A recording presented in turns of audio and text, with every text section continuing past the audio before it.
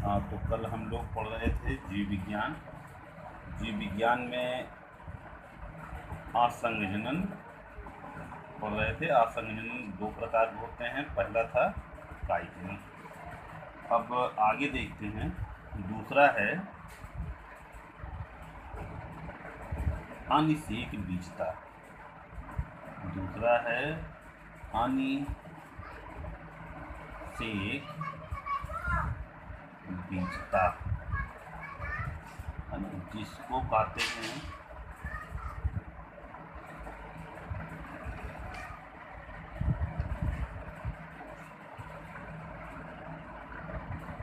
एग्मोस्पर्मी।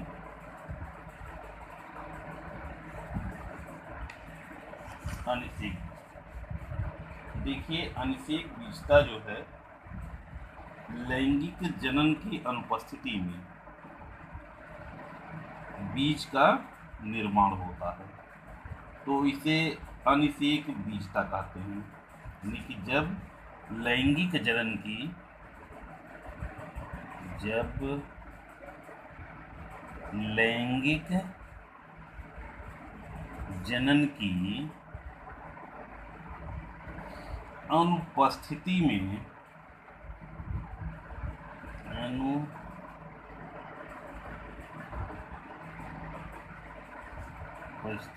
में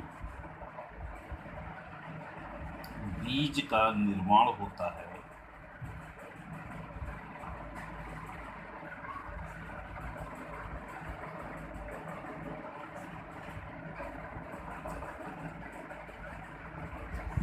जब लैंगिक जनन की अनुपस्थिति में बीज का निर्माण होता है तो इसे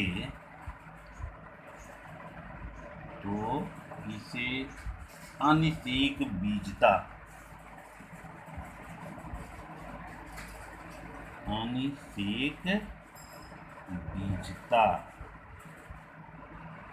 कहते हैं।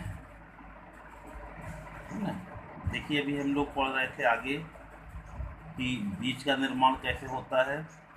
बीज के निर्माण की प्रक्रिया क्या है कि लैंगिक जनन होगा और लैंगिक जनन में नर युग्मक मादा युग्मक आपस में संयोजन करते हैं, संयोजन करके जाइगोट बनाते हैं। जाइगोट जो है इंद्रियों का निर्माण करता है, बाद में सीट का निर्माण। लेकिन यहाँ हम लोग आसंजनन पढ़ रहे थे, तो आसंजनन जो है दो प्रकार का होता है ना। एक तो हम लोग पढ़े थे काई जनन।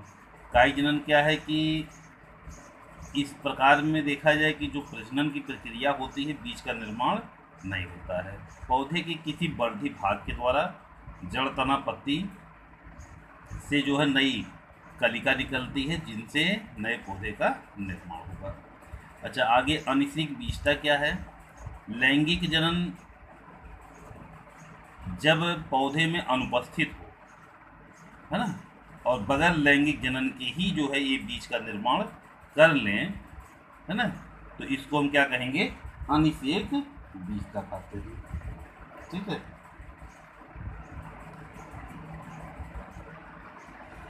अच्छा देखिए, इसमें जो दिया गया अनिषेक बीजता में हम लोग पढ़ रहे थे कि जब लैंगिक जनन की अनुपस्थिति में बीज का निर्माण होता है तो इसे हम क्या कहते हैं, अनिषेक बीजता कहते हैं।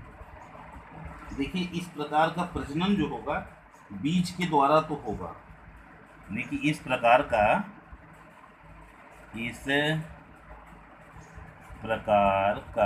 प्रजनन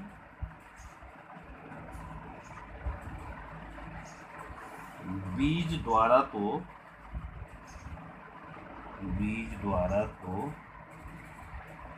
होता है, परंतु बीज के बनने में संयुग्मन योग और सूत्री विभाजन नहीं होता है।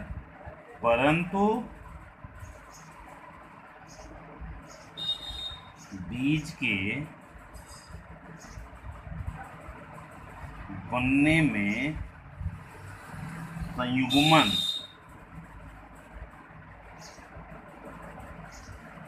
एवं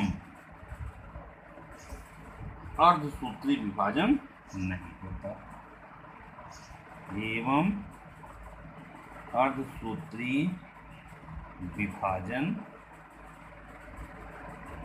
नहीं। ठीक है, यानी हम लोग क्या पढ़े अनिश्चित बीजता कि इसमें जो है लैंगिक जन्म की अनुपस्थिति होती है, ये बीज का निर्माण कर ले, तो इसी को हम कहते हैं अनिश्चित बीजता। देखिए, जो अनिश्चित बीजता है, इस प्रकार का प्रजनन बीज के द्वारा तो होता है, परंतु बीज के बनने में संयुग्मन एवं अर्धसूत्री विभाजन नहीं होता। बीज के बनने में संयुग्मन, जैसे भी हम लोग आगे पढ़े थे कि जो लैंगिक जनन क्रिया होती है, संयुग्मन का मतलब क्या है, लैंगिक जनन कि इसमें नर युग्मक और माता युग्मक जो है आपस में संयुग्मन करते हैं, है ना। संयुग्मन करने के बाद जो है फिर उनका डेवलपमेंट प्रारंभ होता है, जाइगोट, एम्ब्रियो, है ना। तो डेवलपमेंट करेगा और तब जो है ये जा करके बीज का निर्माण करते हैं। लेकिन जहाँ अनिषेक बीजता पाई जाती है जिन पादप में, वहाँ पर क्या है कि इसमें ना तो संयुग्मन होगा और ना तो अर्धसूत्री विभाजन होगा। देखिए, ये निम्न प्रकार के हैं, ये निम्न प्रकार के होते हैं। ठीक है, एक तो पाई जाती है अपस्थानिक भ्रूणता, अपस्थानिक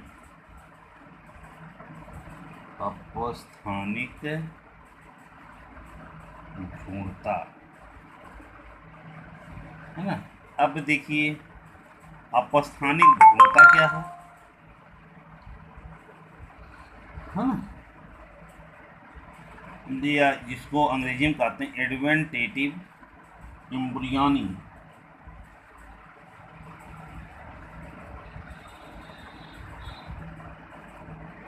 एडवेंटेटिव एम्ब्रियोनी।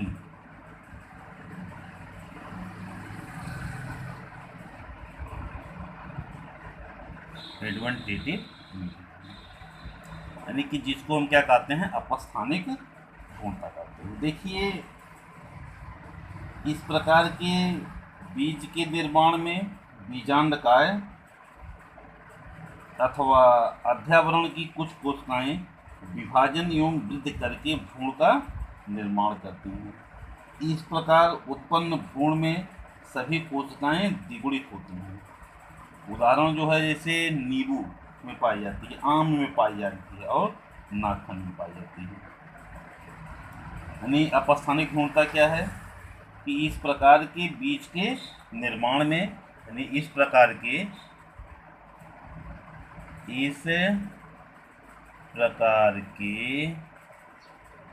बीज के निर्माण में बीजांडकाय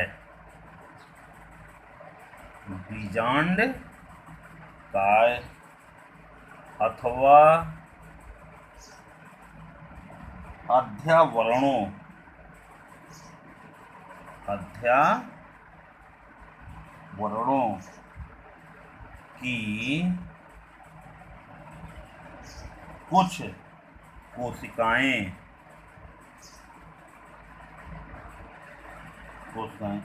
विभाजन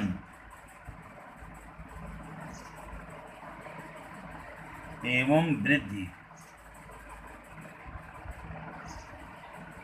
करके भ्रूण का निर्माण करती हैं। भ्रूण का निर्माण करती अपस्थानिक भ्रूणता। इस प्रकार के बीज के निर्माण में बीजांडकाय अथवा अध्यावरणों की कुछ कोशिकाएं विभाजन एवं वृद्धि करके भ्रूण का निर्माण करती हैं, है ना। इस प्रकार उत्पन्न भ्रूण में सभी कोशिकाएं, देखिए इस प्रकार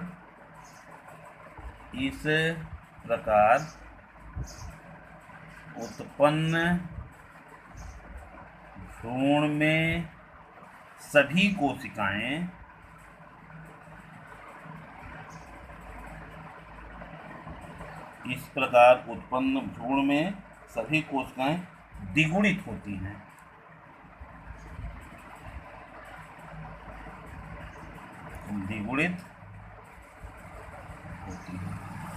इस प्रकार उत्पन्न भ्रूण में सभी कोशिकाएं द्विगुणित होती हैं। ये व्यवस्था पाई जाती है पादप हैं, नींबू है, आम है और नागफनी में पाई जाती है। यानी कि इसमें हम लोग जो अनिषेक बीजता पढ़ रहे थे, या अनिषेक बीजता में बीज का निर्माण तो होगा, है ना, लेकिन लैंगिक जनन की अनुपस्थिति में, ठीक है। और इस प्रकार से देखा जाए कि जो इस प्रकार का जो प्रजनन है बीज द्वारा तो होगा, परंतु बीज के बनने में संयुग्मन और असूत्री विभाजन नहीं पाया जाता। उसी क्रम में था क्या, अपास्थानिक भ्रूणता, कि इस प्रकार के बीज के निर्माण में बीजांडकाय अथवा अध्यावरणों की कुछ कोशिकाएं विभाजन एवं वृद्धि करके भ्रूण का निर्माण करती हैं। इस प्रकार उत्पन्न भ्रूण में सभी कोशिकाएं द्विगुणित होती हैं। सभी कोशिकाएं क्या है, द्विगुणित होती है। और ये व्यवस्था पाई जाती है किसमें, नींबू में और आम में पाई जाती है। अब आगे देखते हैं। दूसरा है द्विगुणित बीजाणुता।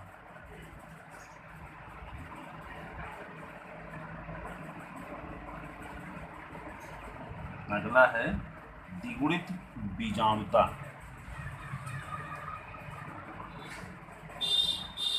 है ना, जिसको कहते हैं डिप्लोस्पोरी।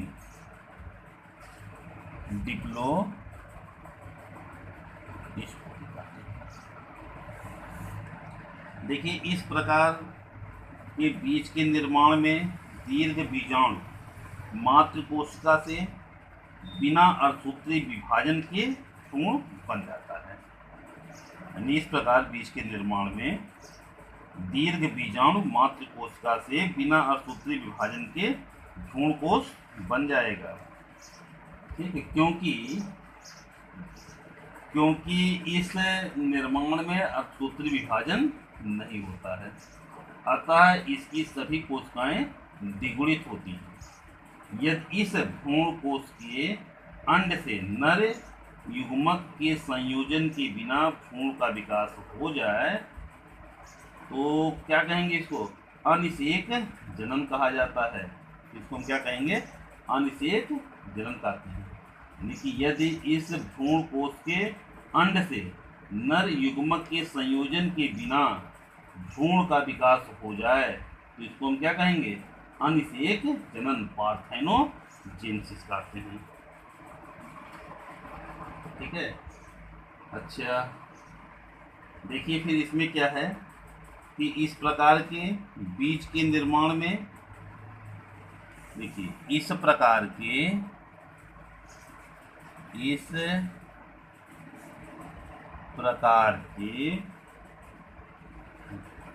बीज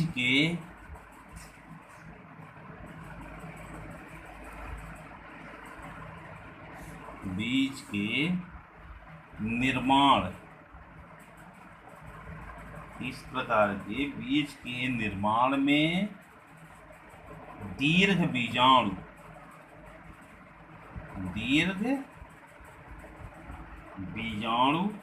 मातृ कोशिका, दीर्घ बीजाणु मातृ कोशिका से बिना अर्धसूत्री विभाजन के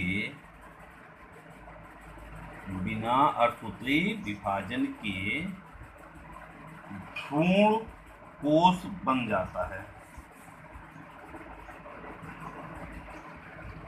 भ्रूण कोश बन जाता है। देखिए, इस प्रकार के बीज के निर्माण में दीर्घ बीजाणु मातृ कोशिका से बिना अर्धसूत्री विभाजन के भ्रूण कोश बन जाता है, ठीक है। क्योंकि इस निर्माण में अर्धसूत्री विभाजन नहीं होता है, अतः सभी कोशिकाएं क्या होती हैं, द्विगुणित होती हैं।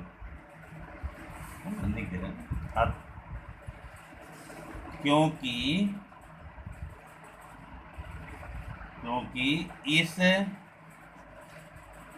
निर्माण में, क्योंकि इस निर्माण में अर्धसूत्री विभाजन नहीं होता। अर्धसूत्री विभाजन नहीं होता, अतः इसकी सभी कोशिकाएं द्विगुणित होती हैं। अतः इसकी सभी कोशिकाएं द्विगुणित होती।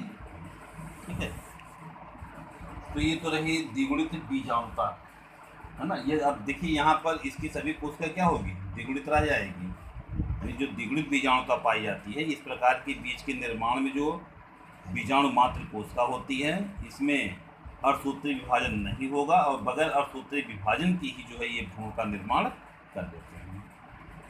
ठीक है, और इनकी सभी कोशिकाएं क्या होती हैं, द्विगुणित होती हैं। अच्छा, अगर से क्या हो कि यदि भ्रूण कोश के अंड से नर युग्मक, यदि भ्रूण कोश के अंड से नर युग्मक के संयोजन के बिना भ्रूण का विकास हो जाए तो उसे हम कहते हैं अनिषेक जनन कहा जाता है।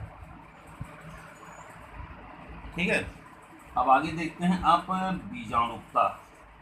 आगे देखते हैं अपबीजाणुकता।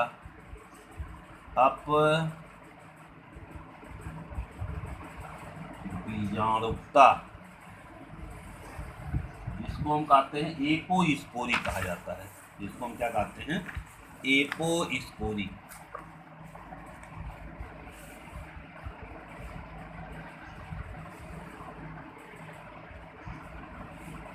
अपबीजाणुकता, इसकी खोज किए थे रोजनबर्ग ने। इसकी खोज रोजनबर्ग किसने किया, रोजनबर्ग ने किया था। कब, 1907 में। इसकी खोज की है रोजनबर्ग ने किया था 1907 में। इसमें बीजांडकाय की कोई कोशिका एक ऐसे भ्रूण का निर्माण करती है जिसकी प्रत्येक कोशिका में गुणसूत्र 2n होते हैं। यदि ऐसे भ्रूण कोश के अंड में नर युग्मक के संयोजन के बिना भ्रूण का विकास हो जाता है तो इसे हम क्या कहेंगे, अनिषेक जनन कहते हैं। ठीक है, यानी कि रोजनबर्ग ने जो है अपबीजाणुकता की खोज किया था। इसमें क्या होता है, बीजांडकाय की कोई कोशिका एक ऐसे भ्रूण का निर्माण करती है जिसकी प्रत्येक कोशिका में गुणसूत्र 2n होते हैं। जिसमें क्या होता है, देखिए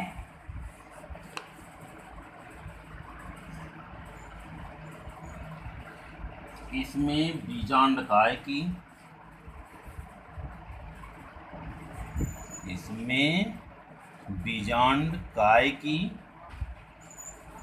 कोई कोशिका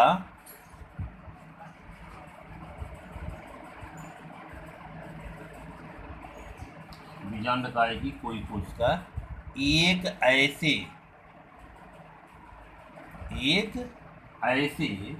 भ्रूण कोश का निर्माण करती है। एक ऐसे भ्रूण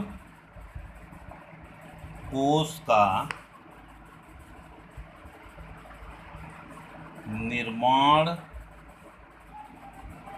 करती है जिसकी प्रत्येक कोशिका में गुणसूत्र 2n होते हैं। गुणसूत्र 2n मतलब द्विगुणित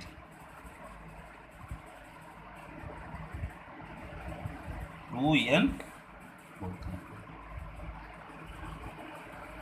अपबीजाणुकता क्या है, खोज रोजनबर्ग ने किया था। इसमें बीजांडकाय की कोई कोशिका एक ऐसे भ्रूण का निर्माण करती है जिसकी प्रत्येक कोशिका में गुणसूत्र 2n होते हैं। यदि ऐसे भ्रूण कोश के अंड से नर युग्मक के संयोजन के बिना भ्रूण का विकास होता है तो इसे हम क्या कहते हैं, अनिषेक जनन कहते हैं। और ये पाई जाती है क्रेपिस में, इसमें पाई जाती है, क्रेपिस में पाई जाती है, क्लिप्टोनिया में पाई जाती है, पार्थेनियम में पाई जाती है। ठीक है, तो ये है। देखिए, यदि ऐसे भ्रूण कोश के अंड में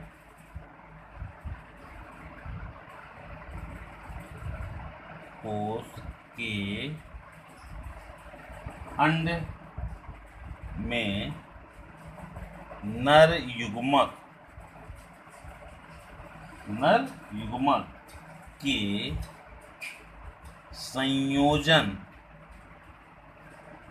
के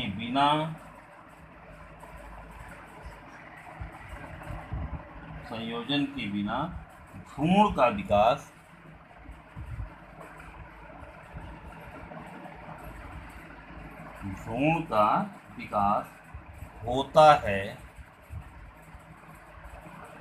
होता है तो इसे भी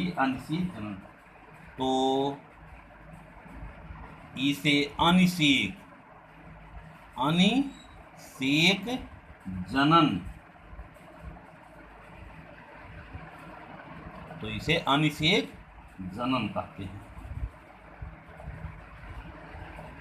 हमारा था अपबीजाणुता, तो इसकी खोज रोजनबर्ग ने किया था। इसमें बीजांडकाय की कोई कोशिका एक ऐसे भ्रूण कोश का निर्माण करती है जिसकी प्रत्येक कोशिका में गुणसूत्र 2n होता है।